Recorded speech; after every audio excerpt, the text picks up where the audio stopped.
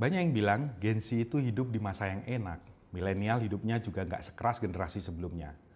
Buat orang yang lahir di era Orde Baru, di mana ngomong aja susah, jadi suka heran kenapa anak muda sekarang berani banget kritik. Menuntut work-life balance atau ribut soal mental health.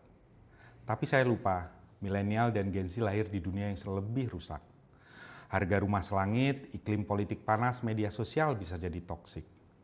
Kami mewariskan krisis keuangan 1998. Kalian mewarisi pandemi dan resesi 2023. Tiap rentang waktu yang kita lewati sama-sama menantang. Jadi nggak sepenuhnya fair kalau ada yang bilang, dulu kami lebih susah. Paul Krugman, seorang ekonom dan pemenang Nobel, pernah menyatakan, banyak lulusan S1 di dunia ini jadi barista. Dulu saya anggap itu bukti kemalasan, ternyata saya salah. Di Indonesia, 30% pengangguran terbuka adalah kalian. Tapi ini bukan salah pribadi atau salah di satu generasi. Ini cuma timing sejarah aja.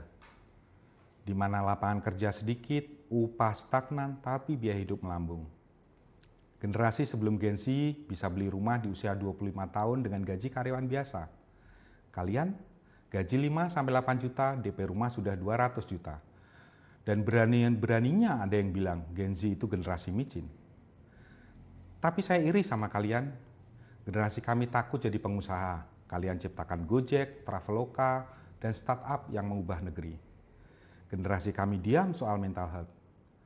Kalian bahkan berani bilang, saya tidak baik-baik saja, dan perjuangkan kurikulum kesehatan jiwa. Generasi kami ini sebenarnya terjajah gengsi.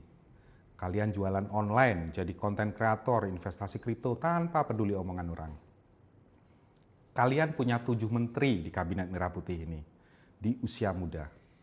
Kami, di usia kalian kami masih antri jadi anak magang.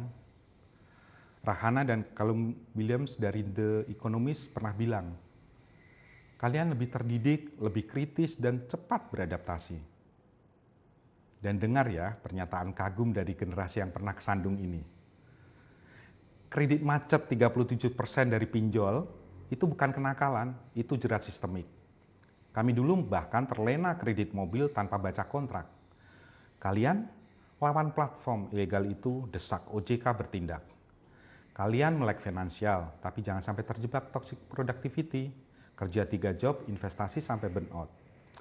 Kesehatan mental bukan aib, tapi modal yang nantinya bikin kalian lebih sehat, produktif, dan happy. Tahu nggak, 94% startup unicorn Asia Tenggara dipimpin anak-anak usia muda di bawah 40 tahun. Investasi ESG tumbuh 200% sejak 2020. Dan kalianlah yang paling getol mendorongnya. Jamie Dimon pernah bilang, kalian bisa kerja 3,5 hari seminggu. Tapi itu hanya terjadi jika kami, generasi pemegang kekuasaan saat ini, membuka ruang. 1, kami harus stop bilang, masih muda belum berpengalaman saat kalian jadi calon direktur. 2, kami harus dukung upah layak dan kontrak kerja adil.